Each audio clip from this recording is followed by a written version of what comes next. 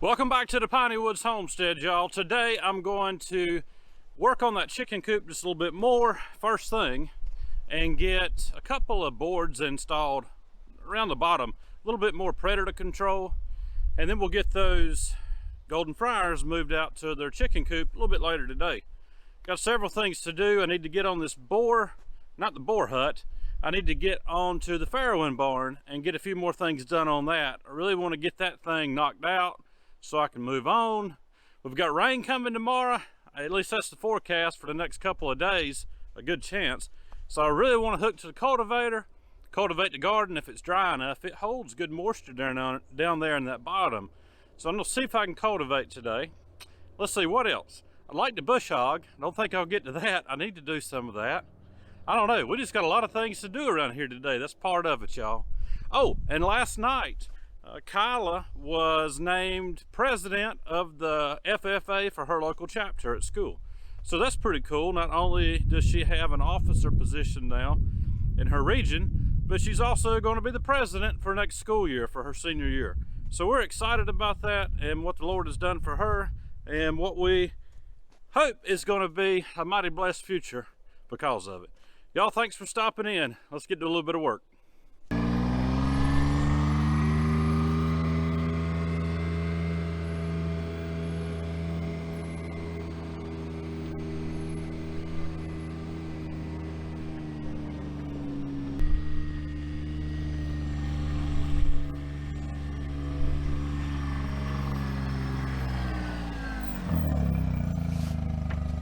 So I'm putting in some 1/2-inch pieces of lumber as bumpers on the front and the back, just to keep any coon or possum from being able to reach in there and snatch a bird easier. Probably wouldn't happen, because those birds are not likely to get up here and try to roost on these edges, but you just don't ever know. I hang on to old scrap pieces of roofing nails and stuff like that from, pneumatic stuff that's got a little bit left here and there. I don't waste anything, and I'll pull these nails off and I'll reuse them.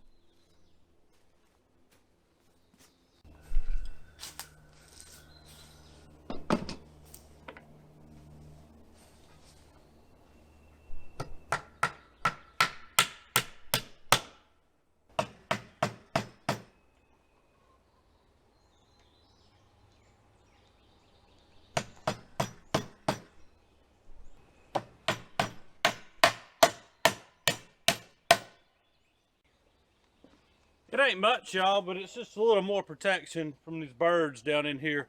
And they may get up there and roost. And if they do, we'll do something else.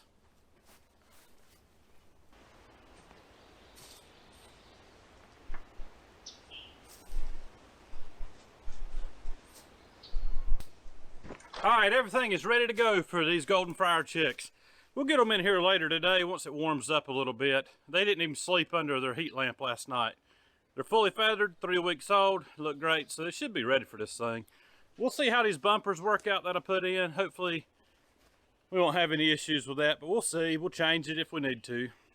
It's time to get down to the farrowing barn. I'm going to get back to cracking on that thing and get it done, because June the 10th is farrowing date. We'd like to get Rosie in the farrowing area about, a week, sometimes 2 weeks ahead of time. So I basically got about 2 weeks to get this thing wrapped up so we can get her in there. So let's get to cracking on that. Got to mow the yard today too, quite a bit to do, and it's windy, y'all. Been windy for 3 months. This is the oddest spring as far as wind goes that I can remember. It's pretty weird. Anyways, we'll get on down here, y'all.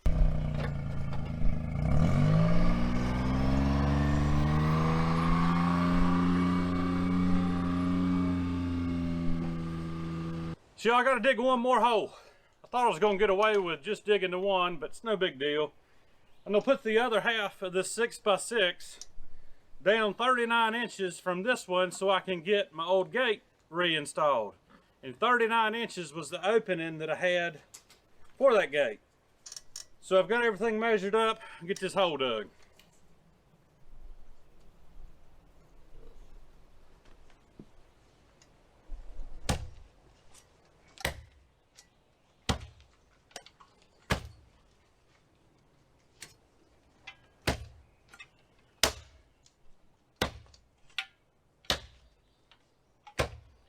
Too bad I can't fit a tractor back here. Just got to do it by hand.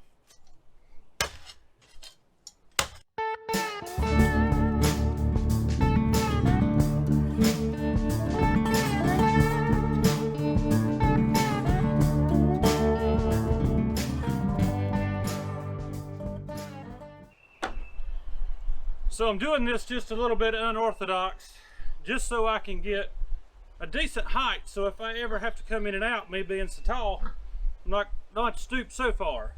So instead of face nailing this header on these 6x6s, all I've done is stood them up on it, toe nailed them in, put a couple of supports to hold them in place. That way my few rafters I got to put up will just come right off the building, right over the top. Be pretty easy.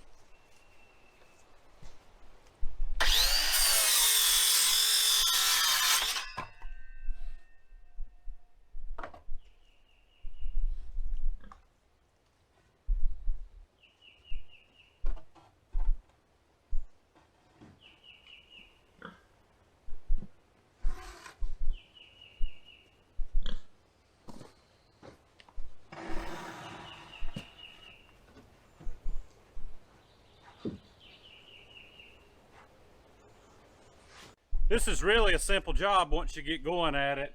It's just going to take a few of these rafters and then a couple furring strips, or I don't know what you really call them, but just a couple strips of thin wood up on top.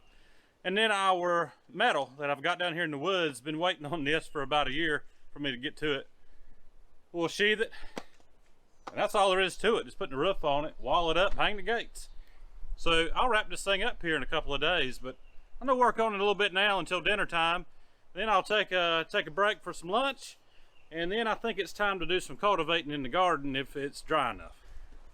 All right, y'all, it's dinner time, and I feel like that's a pretty good stopping point for today. I'd like to go ahead and get my metal on there since they're calling for rain the next few days, but there's other things more pressing, and that being dinner time as well as cultivating down here in the garden if it's dry enough. The hogs are enjoying their midday nap. They'll be like that until it's time to feed up again late this evening. All right, y'all, I'll see you down at the garden here in just a little bit.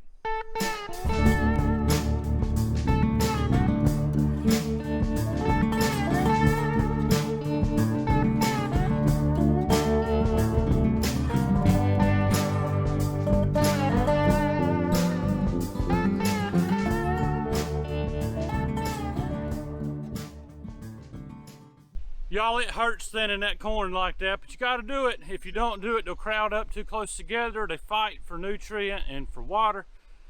And when the winds come through, and it's been windy already for like 3 months, it'll lay that corn flat over. So hopefully we've thinned it enough now so that as it takes up and takes off, when we have one of those nasty thunderstorms that we are sure to have, hopefully it won't lay our corn down. I hope.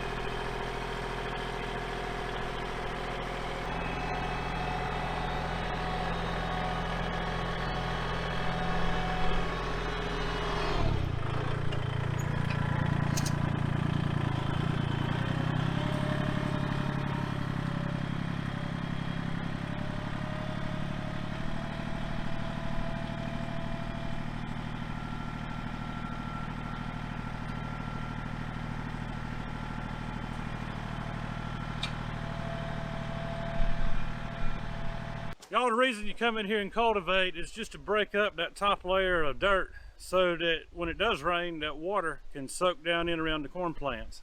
Now, we won't heal this corn until it's up about 12, 13 inches tall, about knee high, and then we'll come in here, side dress it with fertilizer and heal it. But I can't get all the way up against here because my fence is kind of in the way. So we'll be push plowing that with our Hoss, what do you call that thing? Wheel hoe. Wheel hoe. Hoss wheel hoe. So we'll get that out, make a few licks, and we're gonna try to get done so we can get up there and get those chickens put in that new house. Now this one here is a little more manual labor. And y'all, we used this thing last year for this garden, plus the one we've got up there beside the neighbor's house. And we pushed every bit of it. I ain't doing that this year. I'm using the tractor and that cultivator. But we'll use this where we need it because it is fun to use. When it's 100 degrees and 80% humidity, this ain't no fun. No, but it's still more fun and easier than just a regular hoe. Oh yeah, it's fun. Now you still have to come in here with a regular hoe, just like we chopped the corn out earlier, thinned it. It looks like a major haircut, but it's gonna be a good thing. And you gotta go in between it some, but this is nice, and that's nicer. This is nice too.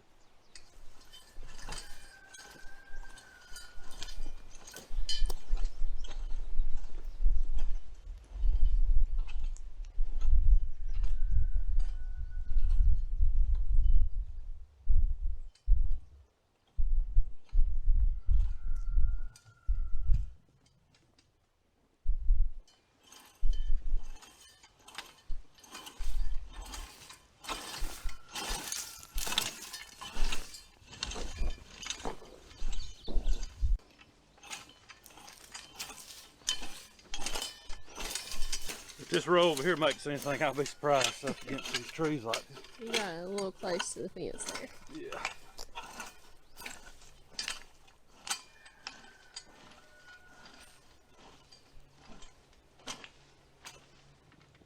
The downside is it's adjusted to your height. Yeah, you can loosen those handles up a little bit, but You can adjust them. You yeah, can make them taller or shorter. But like everything, they're to your height. yeah, they're to my height.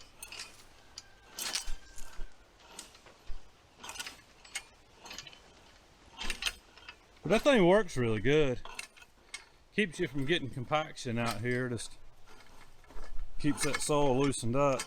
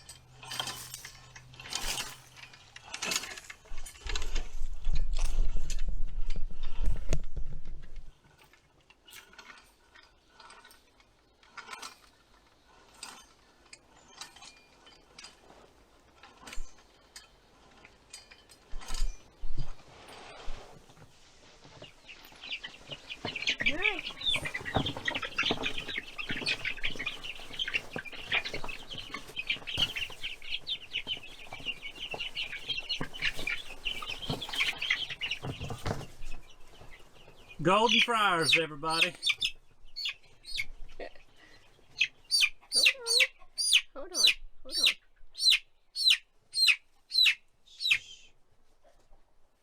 That is a beautiful bird. Camera doesn't do it justice. All right. Y'all are rocking this whole thing. I don't know.